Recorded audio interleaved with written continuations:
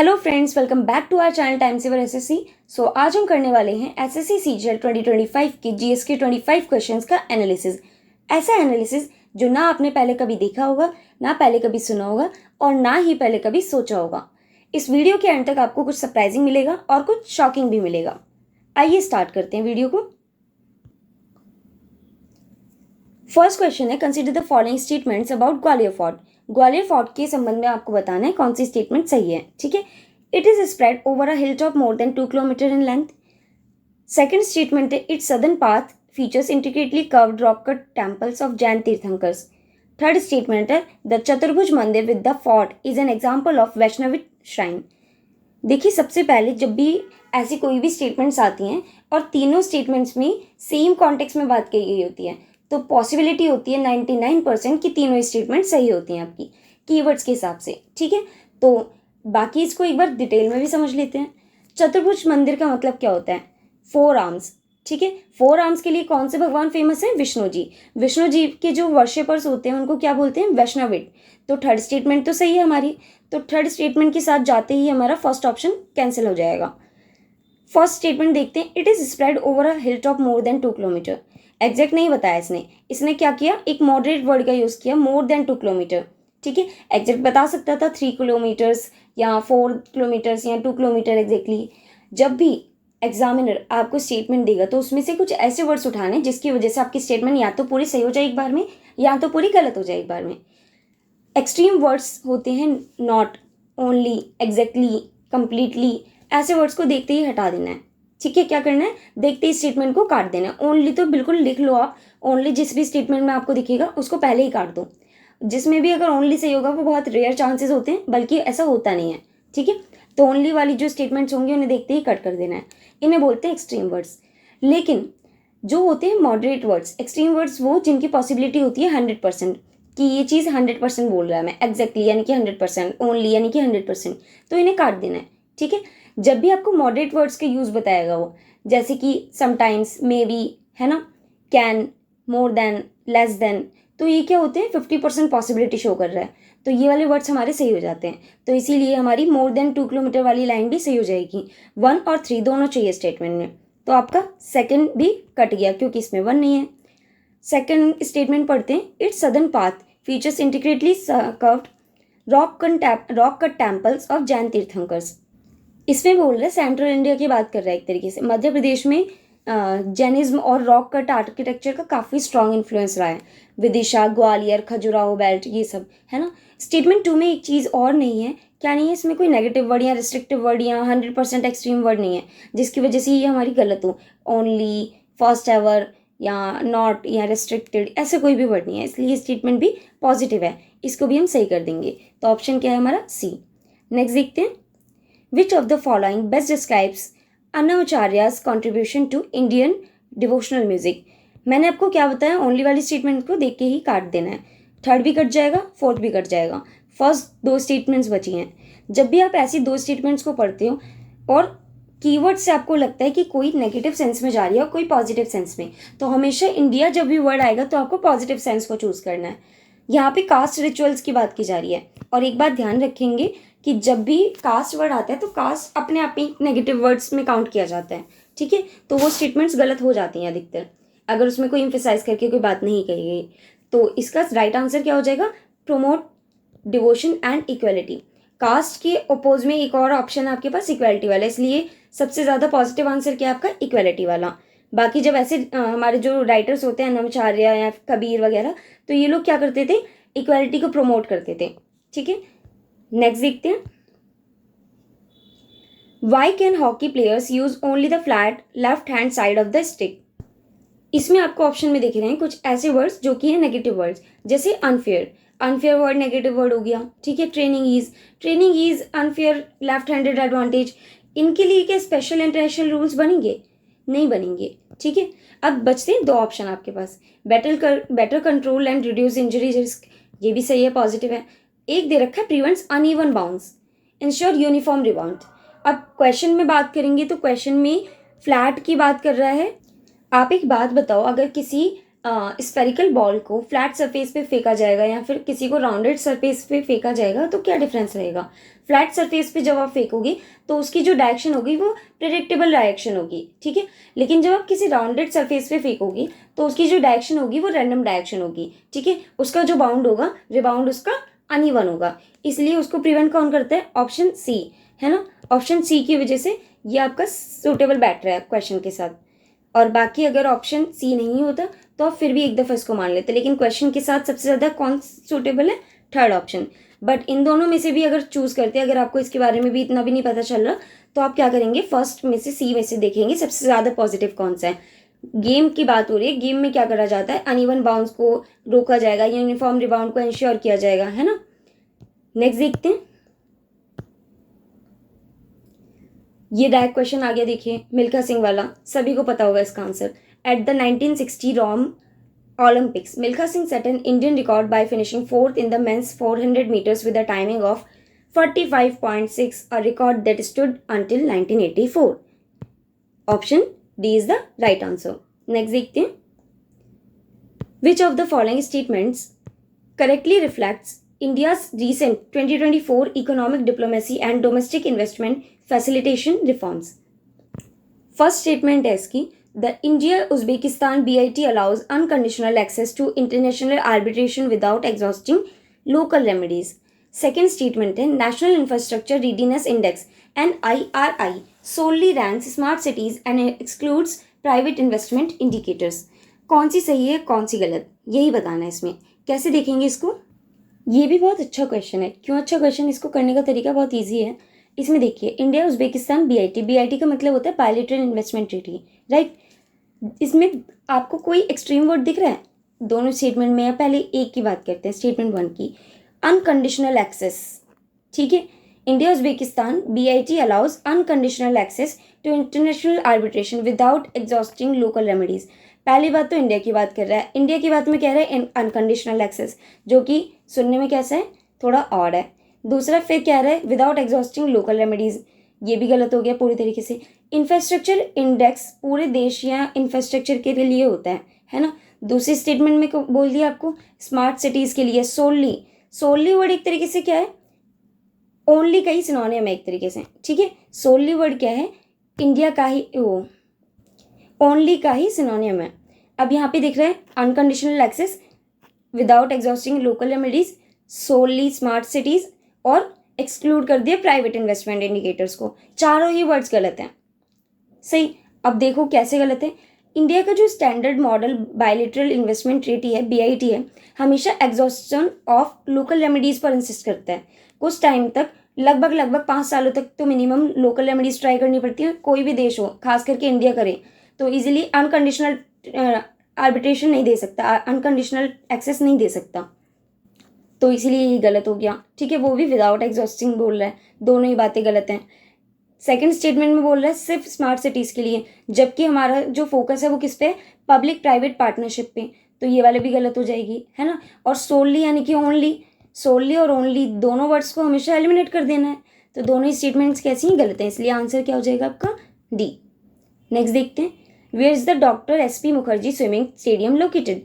आपको बता रखा है ऑप्शन में, जब भी आपको ऑप्शन में न्यू दिल्ली मिलेगा और ऐसी कोई लोकेशन की बात की जाएगी तो हमेशा क्या होगा? लोकेशन न्यू दिल्ली, ठीक है। नेक्स्ट देखते हैं, which statement accurately represents the connection between heart a history by Sandeep Jauhar and Edgar award for best novel? इसको भी करने के बहुत सारे तरीके हैं। जैसे मैथ्स में बहुत सारे तरीके होते हैं किसी क्वेश्चन को सॉल्व करने के, वैसे ही GS में भी बहुत सारे तरीके होते हैं। क्यों? क्योंकि 5 लोग होते हैं तो 5 लोगों का नज़रिया अलग अलग होता है, 5 लोगों को अलग अलग तरीके से दिखता है। क्या पता जो मैं तरीके आपको बता रही हूँ इससे बेटर आपको कोई तरीका दिख जाए सवाल में, है ना। तो तरीका गलत नहीं है, तरीका किस तरीके से आप देख रहे हो वो सही होना चाहिए। अब इसमें देखो, ऑड वन आउट मैंने आपको सिखा रखा है, ऑड वन आउट करके देखो एक बार। पहले में बोला मेडिकल हिस्ट्री, ठीक है। दूसरे में बोला मेडिकल फिक्शन, तीसरे में बोला कार्डिक सर्जरी, चौथे में कोई मेडिकल की बात की गई है क्या?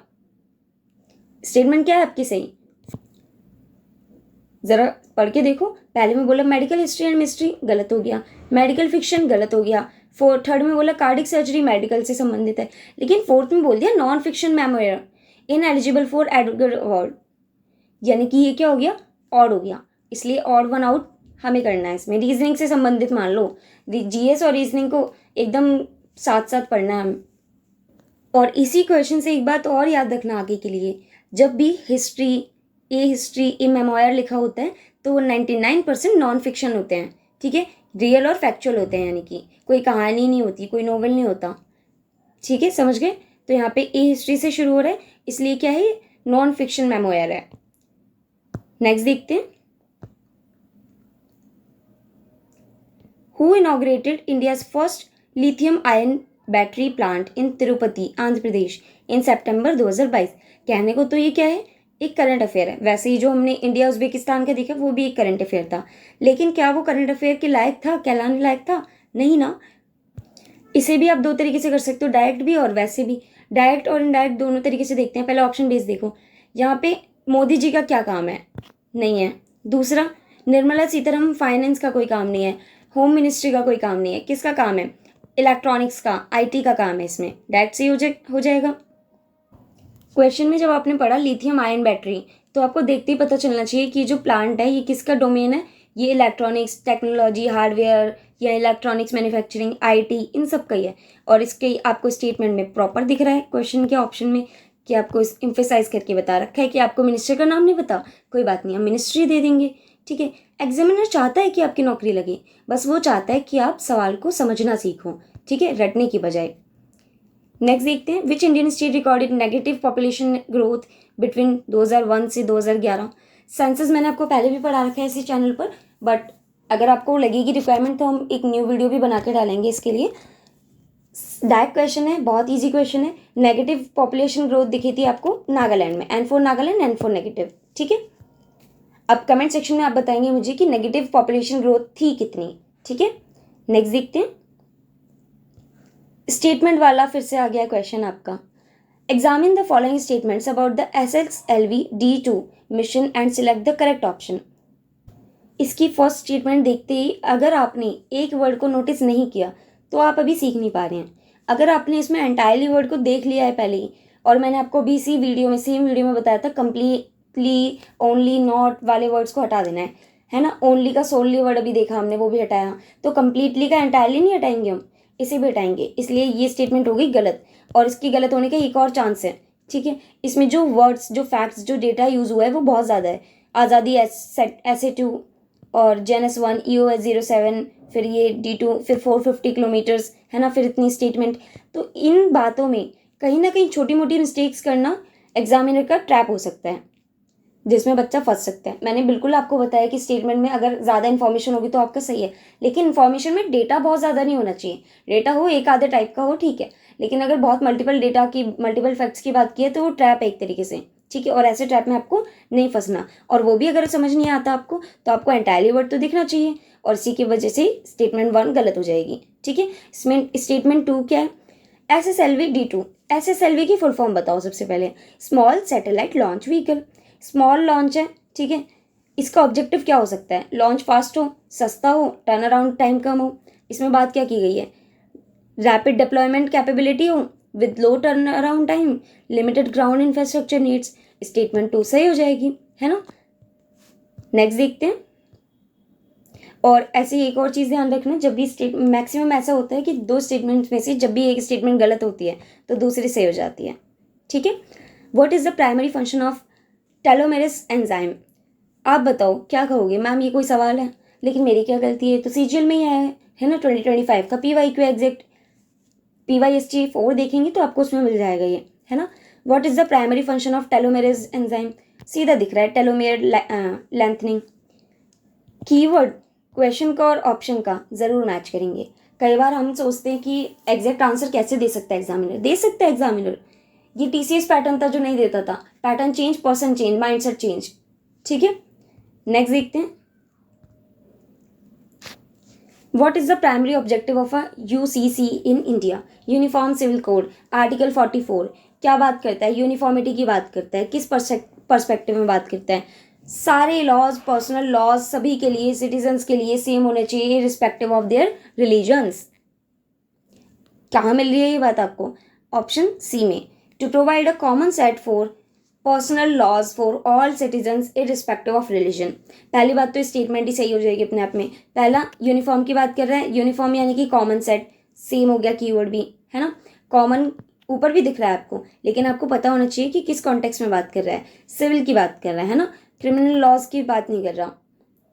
और इररिस्पेक्टिव ऑफ रिलीजन देके इसने एम्फेसाइज भी कर दी अपनी बात को। नेक्स्ट देखते हैं। वैसे यूसीसी हमेशा याद रखना, छोटे से लेके बड़े पेपर तक बहुत इंपॉर्टेंट है ये। नेक्स्ट क्वेश्चन दे रखा है, the agriculture infrastructure fund AIF provide support for. अब ऑप्शन देखो, फ्री फर्टिलाइजर एक पार्ट है छोटा सा, है ना। इंफ्रास्ट्रक्चर के लिए फर्टिलाइजर का कोई काम नहीं है, हटा दो। कैश ट्रांसफर के लिए इंफ्रास्ट्रक्चर का कोई काम नहीं है। मनरेगा वर्क क्या है, 100 डेज अनएम्प्लॉयमेंट के लिए था ये, जो कि अब इंक्रीज करके इसका नाम भी चेंज कर दिया गया है। क्या रखा गया है अगर आपको पता है तो आप कमेंट सेक्शन में ज़रूर बताना, वरना मैं पिन कमेंट में ऐड कर दूंगी इसको, ठीक है। देख लेना क्या बचता है ऑप्शन आपका, एग्री लॉजिस्टिक कोल्ड चैन्स। और वैसे भी अगर एग्री का वर्ड आपको पता होगा तो एग्री एग्रीकल्चर से ही संबंधित है। नेक्स्ट क्वेश्चन देखते हैं। नेक्स्ट क्वेश्चन आपका, read the below statement marks at assertion and reason. Assertion दे रखा है, India industrial land bank provides GIS based information. दूसरी स्टेटमेंट दे रखा है, it is managed by the ministry of mines. First statement में assertion में बात की है लैंड बैंक की, और रीजन में बात कर दी माइंस की। माइंस का लैंड बैंक से क्या संबंध है, इसलिए सेकंड स्टेटमेंट क्या हो जाएगी, गलत हो जाएगी। रीजन गलत होते ही असर्शन ऑटोमेटिकली सही हो जाएगा, ठीक है। A is true, R is false. आप A गलत नहीं कर सकते, क्योंकि A जो रीजन है वो A के कॉन्टेक्स्ट में बोला गया है, इट इज का यूज किया गया है, ठीक है। नेक्स्ट देखते हैं। According to the Global Peace Index 2024, which of the following statement correctly reflects global peace trends since 2008? सबसे पहले क्या करेंगे, ऑल वाला वर्ड हटाएंगे, ठीक है। ऑल वाली चीज़ें हमारी गलत होती हैं, 100% वाली सारे स्टेटमेंट्स काट देनी है पहले, ऑल वाली गलत हो जाएंगी। अभी मैं कॉन्टेक्स्ट भी समझाऊंगी, सवाल क्या है कह रहा है, ठीक है। बाकी आगे देखते हैं। ये बोल रहा है 2008 की, 2008 से अब तक ग्लोबल लेवल पर कॉन्फ्लिक्ट्स जो हैं, कॉन्फ्लिक्ट्स कैसे हैं, जैसे Russia Ukraine war, middle east, internal Wars और सिविल इंस्टेबिलिटी बढ़ी है ना। और अगर ये सब बढ़ा है तो इसका मतलब क्या है, ओवरऑल जो पीस है वो ख़राब हुआ है। सही बात, अगर वॉर्स बढ़ेंगी, इंस्टेबिलिटी बढ़ेगी तो पीस खराब होगा। अब ऑप्शंस देखो एक बार। ऑप्शन में बोला GPI domains have steadily improved, गलत हो जाएगा। सेकंड में बोला average country score has improved, गलत हो जाएगा। फोर्थ में बोला number of countries showing improvement exceeds those showing deterioration, गलत हो जाएगा। थर्ड में बोल रखा है ongoing conflict and safety and security have deteriorated while militarization has improve. अब इसमें एकदम सही बात की गई है, जैसे ऑनेस्टी में बोले ना कि मैंने घपला तो किया है लेकिन थोड़ा सा किया है, बिल्कुल वही बात इसने बोली है। ये ऑप्शन बोल रहा है कि भाई ऑनगोइंग कॉन्फ्लिक्ट, सेफ्टी और सिक्योरिटी खराब हुआ है, यानी कि देशों के बीच जो लड़ाइयाँ हैं, कॉन्फ्लिक्ट्स हैं, या जो सेफ्टी आम जनता की सिक्योरिटी है वो ज़्यादा ख़राब हो गई है पहले से। लेकिन global Wars, Russia Ukraine Gaza conflict या फिर पॉलिटिकल अनरेस्ट की वजह से ये दोनों डोमेन्स नेगेटिव रिजल्ट्स दिखाते हैं, है ना। और मिलिटराइजेशन जो है वो इम्प्रूव हुआ है, यानी कि मिलिटराइजेशन इम्प्रूव का मतलब है एक ही डोमेन है जिसमें इम्प्रूवमेंट हुआ है।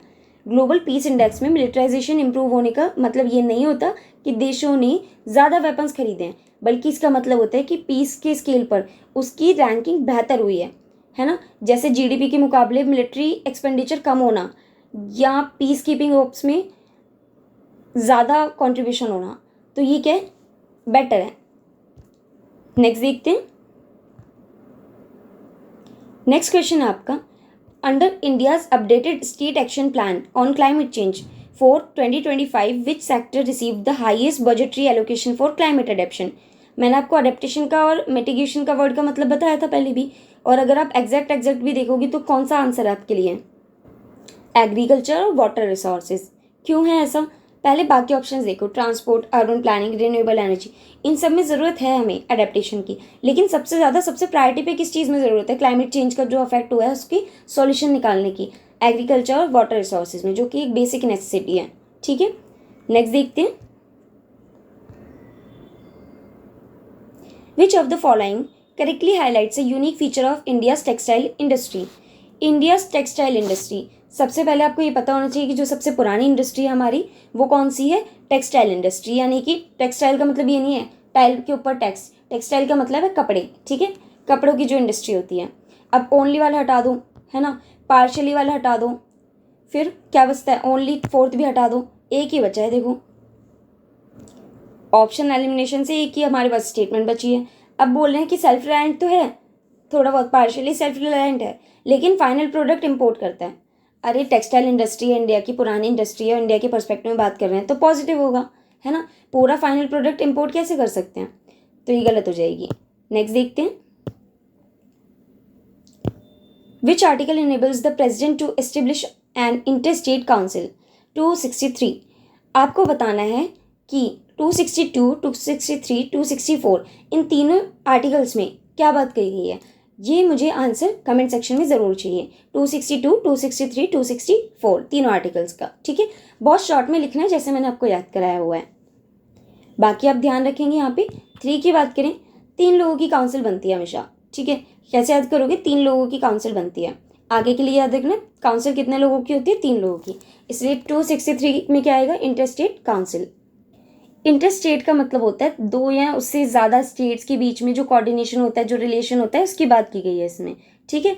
अब अगर आपसे पार्ट पूछा जाता तो आप पार्ट कौन सा बताते, पार्ट 11, ठीक है। आर्टिकल्स 245 से 263 तक का, ओके। नेक्स्ट देखते हैं, वो बाकी तो आपके उससे ही हो जाते, क्या कहते हैं उसको, ऑप्शन एलिमिनेशन से, पार्ट्स की जो आपने आर्टिकल्स याद कर रखे हैं उससे बस एक बचता है 262, जो कि अलग ही फील्ड है। अब मेन प्रॉब्लम आपको 262 में होती, लेकिन 262 तो आपको ऑप्शन में कमेंट सेक्शन में बताना है, इसलिए इसका आंसर हम नहीं बताएंगे। अगर आप नहीं बता पाएंगे तो फिर मैं इसको पिन कमेंट में डाल दूंगी, ठीक है, तो ज़रूर चेकआउट कर लेना। नेक्स्ट देखते हैं, evaluate these statements regarding atmospheric layers. Most weather phenomena occur in the stratosphere. Second है the ozone layer is primarily found in the troposphere. क्या ये बात सही है? आप बोलेंगे नहीं मैम, दोनों ही स्टेटमेंट गलत हैं। इसने क्या किया है, स्वैप कर दिया दोनों स्टेटमेंट्स को। मोस्ट वेदर फिनोमिना किस में होता है, ट्रोपोस्फेयर में। ओजोन लेयर किस में होती है, स्ट्रेटोस्फेयर में। बहुत बेसिक क्वेश्चन है, अगर आपको नहीं याद है तो मैं एक इसका अपकमिंग शॉर्ट्स में एक वीडियो डालूंगी इसकी, जिससे आपको पूरा ये कॉन्सेप्ट क्लियर हो जाएगा, लेयर्स वाला, एटमॉस्फेरिक लेयर्स वाला, ठीक है। वेदर स्ट्रेटोस्फेयर का नहीं है, किसका है, ओजोन का, और ट्रोपोस्फेयर का क्या है, वेदर है, ओके, ध्यान रखेंगे। नेक्स्ट देखते हैं,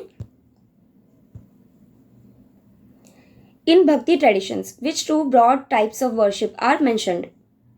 यहाँ पे जो मेन पूछा गया है आपको, भक्ति ट्रेडिशन के बारे में पूछा गया है, यानी कि devotion, worship, God centric movement के बारे में पूछा गया है, यानी कि पूजा की स्टाइल के बारे में पूछा गया है, ठीक है। अब ऑप्शन 4 देखोगे, शिवा और वैष्णवा, यानी कि शिव जी और विष्णु जी की बात हो रही है। क्या इसमें भगवान की बात की गई है या पूजा के तरीके की बात की गई है, पूजा के तरीके की बात की गई है, ठीक है, not a person Puja.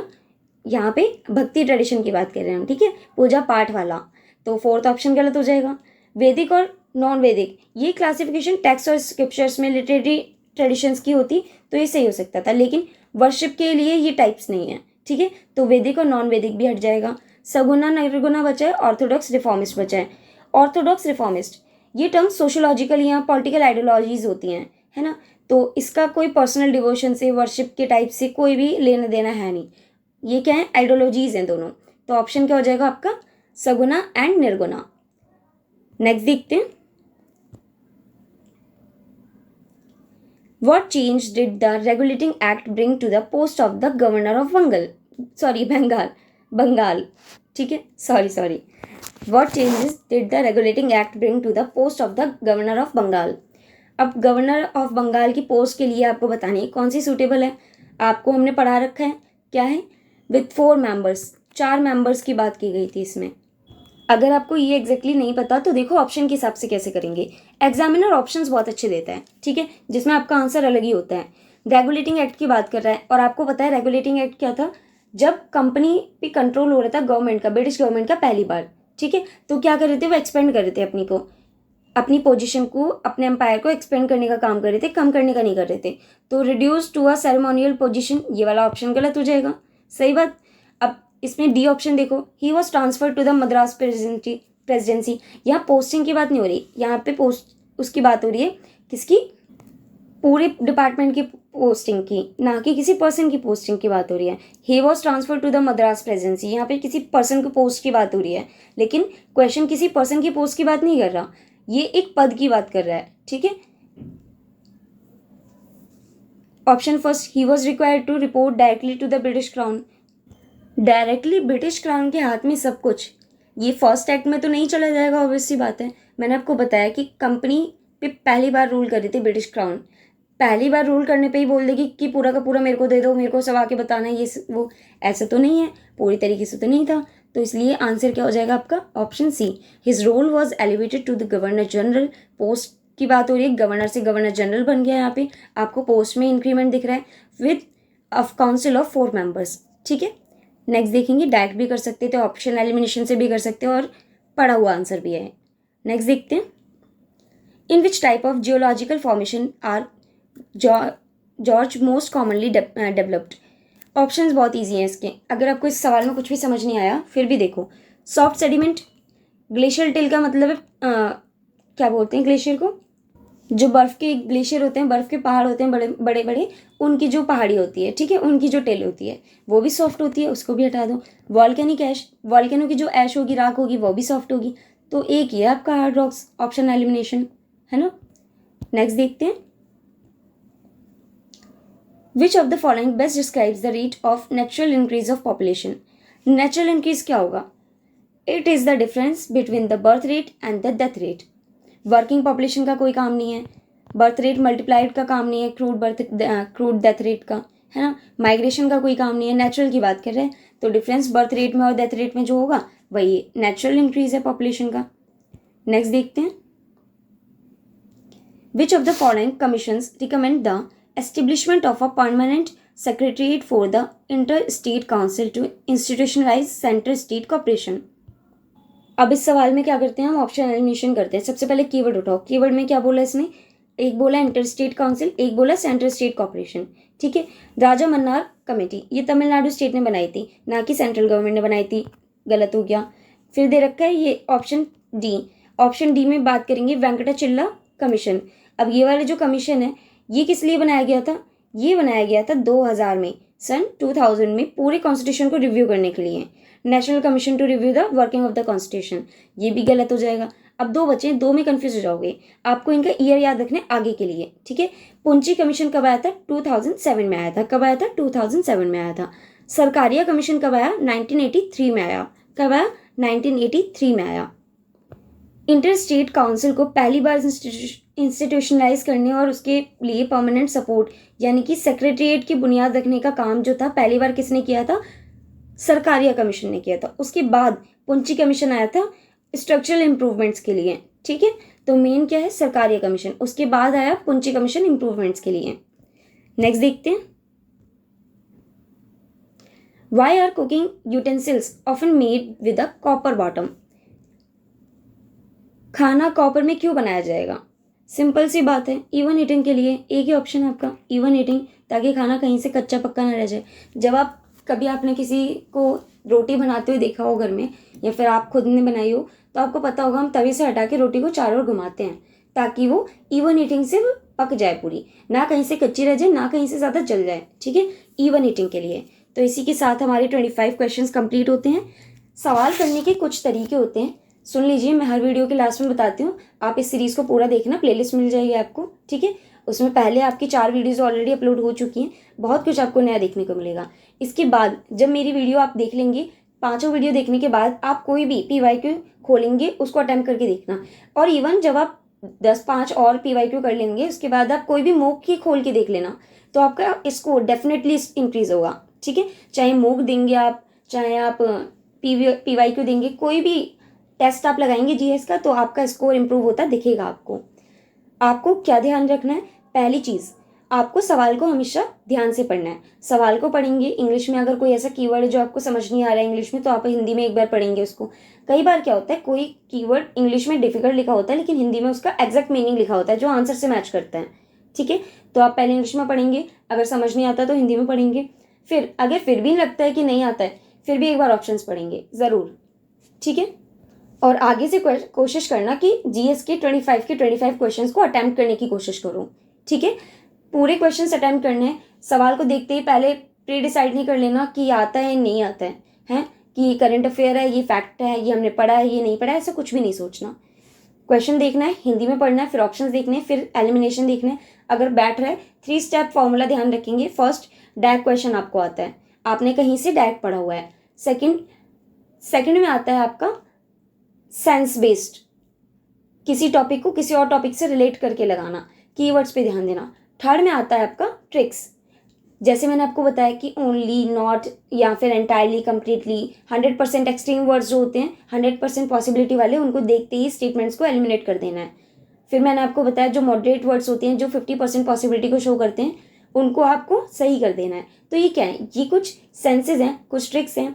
Tricks किस भी हाथ पे होती हैं, अगर आप जय माता दी करके कुछ भी लगा रहे हो तो उसको बोलते हैं तुक्का, ठीक है। लेकिन आप अगर देख रहे हो, आप समझने की कोशिश कर रहे हो कि एग्जामिनर का माइंडसेट क्या है, आप सामने वाले के माइंड को पढ़ने की कोशिश कर रहे हो, किस माइंडसेट से वो पेपर को डिज़ाइन कर रहा है, तो आप क्या कर रहे हो, उसकी नींव पे हाथ रख रहे हो, ठीक है। और जब आपको किसी भी चीज़ के फंडामेंटल पता चल जाता है तो उसका आप पूरा डिज़ाइन प्रिपेयर कर सकते हो। तो हम वही सिखाने की कोशिश कर रहे हैं आपको, ठीक है।